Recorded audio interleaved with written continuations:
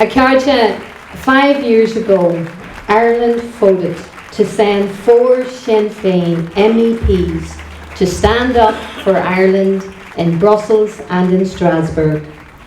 I've been proud to be the head of the Sinn Féin team of dedicated MEPs, Matt Carthy, Lynn Boylan, Leonie Rita, and activists in defending the people of Ireland. Our record stands tall for all to assess.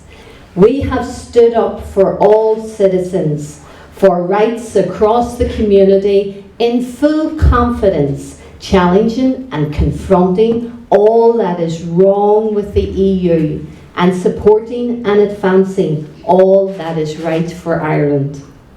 We know what the EU is, and when the opportunity arose with the Brexit referendum, many people wanted to give it a kick. But you know what? The EU is also structural funds. It's Gertrude Barracks transformed into a community hub in North Belfast. It's the Peace Bridge in Derry and the Bloody Sunday Museum. It's voluntary and community sector jobs. It's farm payment, it's rural development fund, and it's medicines for our hospitals.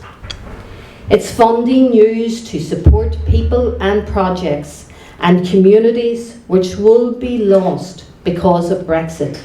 And that funding will not be replaced by the British establishment. The EU is an important market for our businesses. It offers opportunities to our young people to study and to work abroad. And it provides an opportunity and an important framework for rights that will be lost as a consequence of Brexit.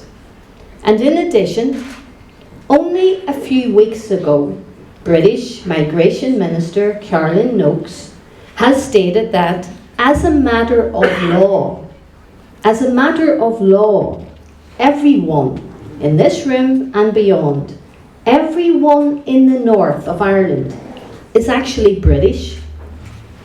Regardless of our Irishness, we are all categorised in British law as Brits.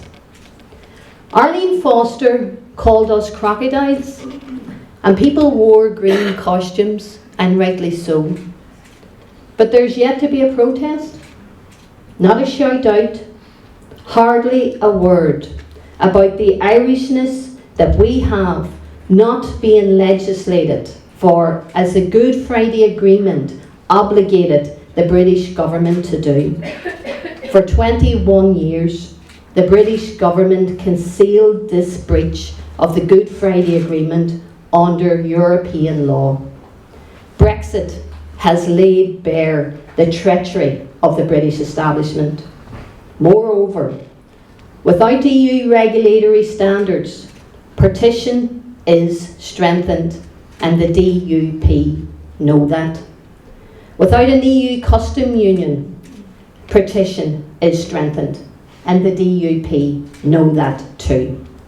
Ireland and Britain's membership of the EU underpins the Good Friday Agreement. So Sinn Féin knew that putting an external border of the EU on the island of Ireland would do huge damage to our peace process, to our economy, and to our daily lives.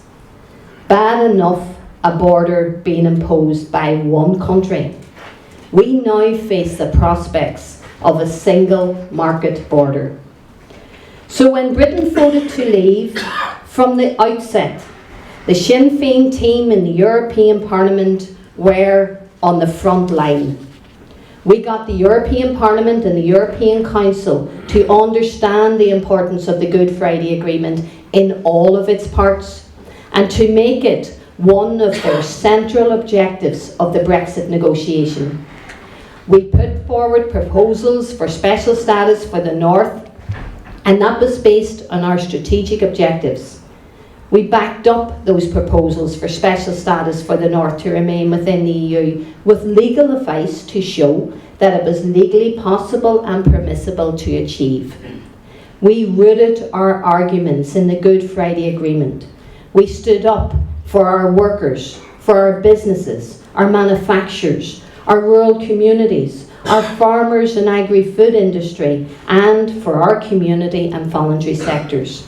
And we bought the EU and the Dublin government to support much of our approach.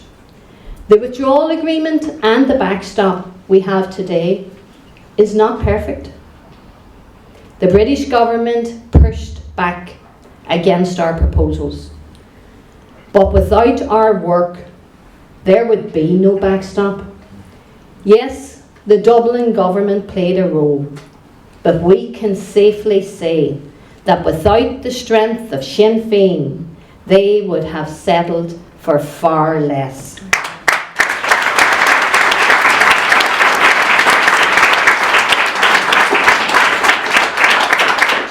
We exposed to Europe and to the world the British government and its failures to act in good faith, because no one knows the British establishment like we do. We got the EU to understand that the Tories were not impartial in Ireland. They never have been, and they never will. We are facing into an election that the British government didn't want to happen, as Mary Lou said. But be very clear, there should have always been a European election for us here in the north. It was the Irish government who blocked us from exercising our EU democratic franchise.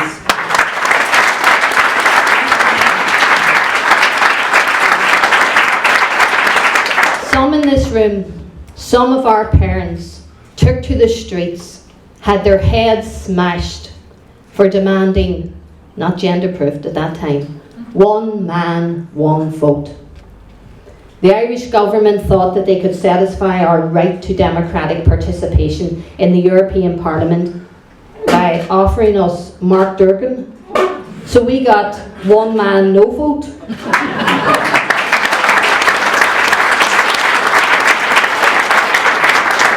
They know little about the value that we place on our right to vote. The DUP, as Mary Lou has said, didn't want an election either. Their Brexit involves stripping people of their rights, including the right to vote. Not only do they refuse rights that everyone in Ireland and Britain enjoy, they also want to remove EU rights too. They saw Brexit as a way of hollowing out the Good Friday Agreement. Sure, they were the only party that never supported it. Strengthening partition and cementing the dominance that big house unionism once had, but now sees slipping away. But thanks, at least in part, to the tireless efforts of the Sinn Féin team, this election is happening and we are going to vote. And we are going to vote to send a message to Brussels, to London and to Dublin that we will not again be left behind. We are going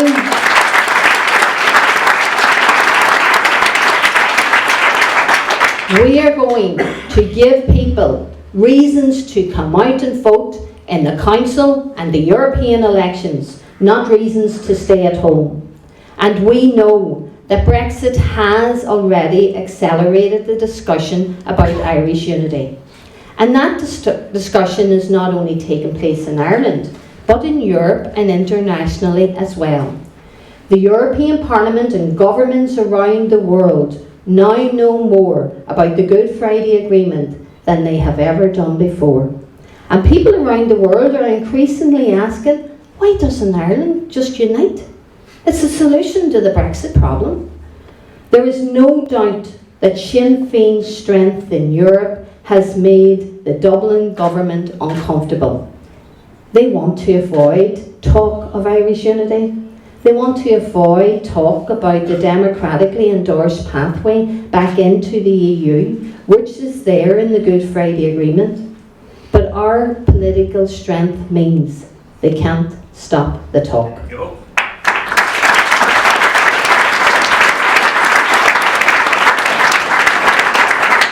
And whatever happens with Brexit, that discussion is not going away.